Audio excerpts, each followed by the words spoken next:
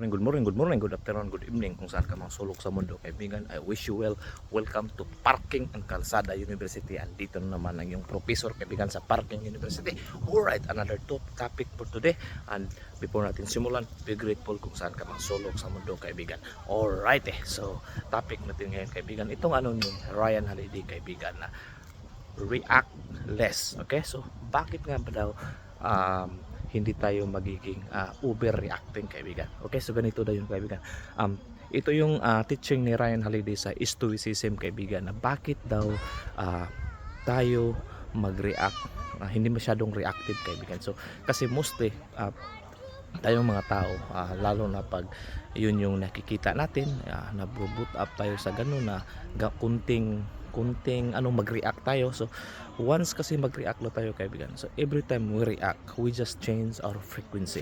Okay, so as a law of the universe kaibigan, we are all frequency. So kung ano yung mood mo ngayon, kung ano yung reaction mo ngayon, andun ka doon sa frequency na yon. So kung andun ka sa frequency na yon, most likely yun yung mahagilap mo within that frequency, or the universe will align you to that frequency. So depende yan kung anong frequency ang pinatransmit mo. So bakit nga ba daw hindi tayo mag-react masyado kaibigan? So it doesn't mean na wala kang pakialam, or it doesn't mean na sobrang pusong bato ka daw, or it doesn't mean na hindi ka wala ka bang anong tawag nito, wala kang konsensya, or wala kang kasi may mga bagay daw talaga kaibigan na hindi naman talaga natin control, and sometimes we overreact. Wow, for example, mayroon tayong makikita sa news kaibigan, mayroon tayong makikita sa news na mahal yung bigas. Okay, so mayroon tayong makikita sa news na mayroong kahit ano sa gobyerno, or kahit walang kuryente. So yung mga bagay na yun is hindi natin yun control. So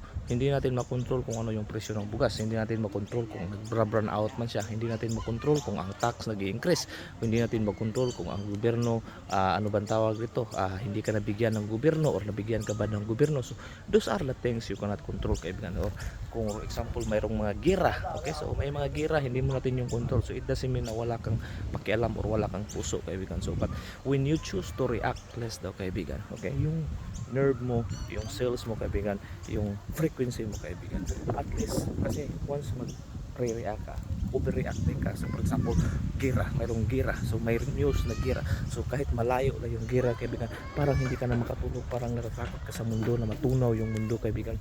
You just change your frequency there kaibigan. Kung andun ka sa frequency, survival frequency kaibigan, so what you will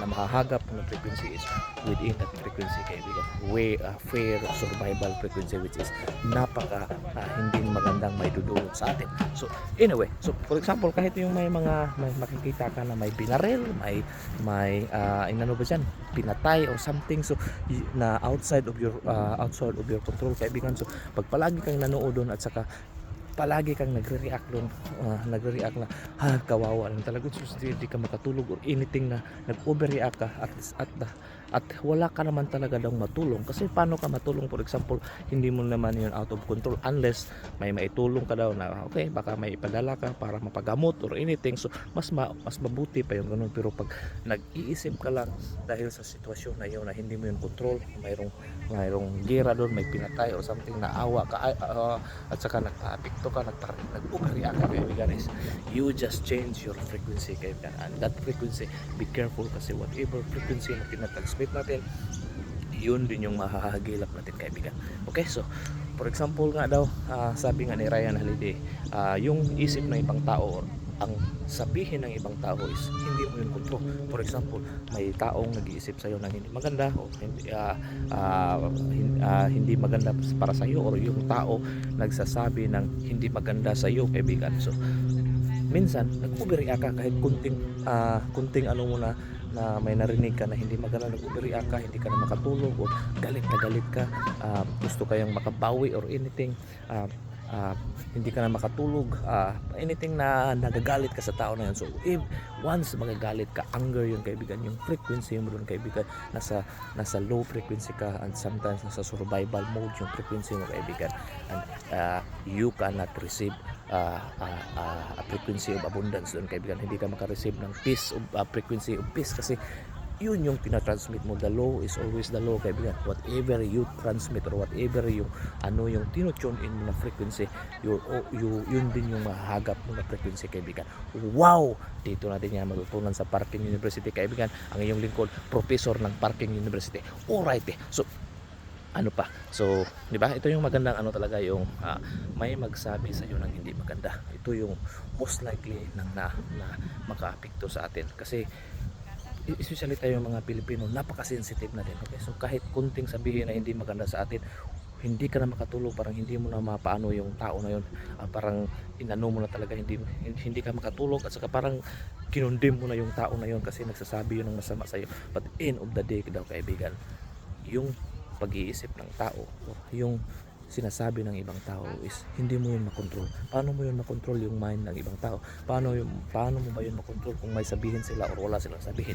Ang makontrol lang natin, kaibigan, is how we react. Okay, how we react. So pwede tayong mag-react as aggressively, pwede tayong mag-react as galit, pwede tayo, or we could choose to react less, kaibigan. Wow! So may technique itong nabasa ko ni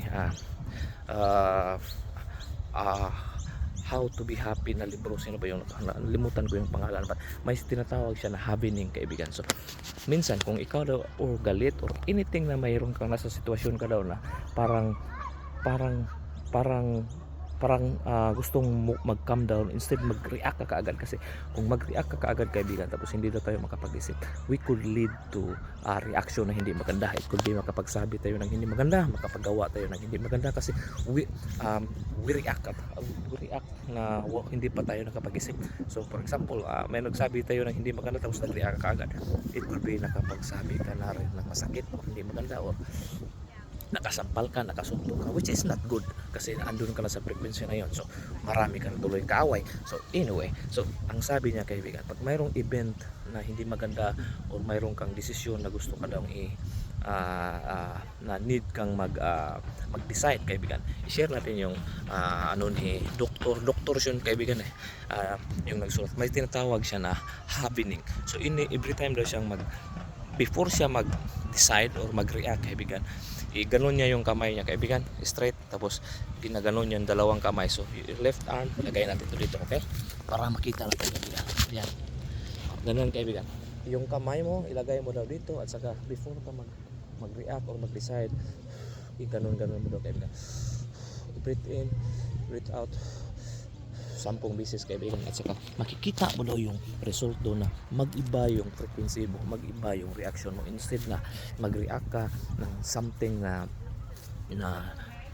could be na hindi mo magustuhan, but if you just do that in 10 seconds, kaibigan, you could think properly and you could change probably your answer, your decision, or anything na pwede mo i-react. So that's the power of reacting less, kaibigan. Wow! Hopefully may natutunan tayo dito ngayon sa Parking University, kaibigan, at hindi ko nasayang yung oras mo. I wish you well. Close your eyes, open your arms, and let your legs, and this all be yours. Peace, love, good health, abundance, all the riches in the world sa'yo na yan. Boom, shakala, nagkala-kala, like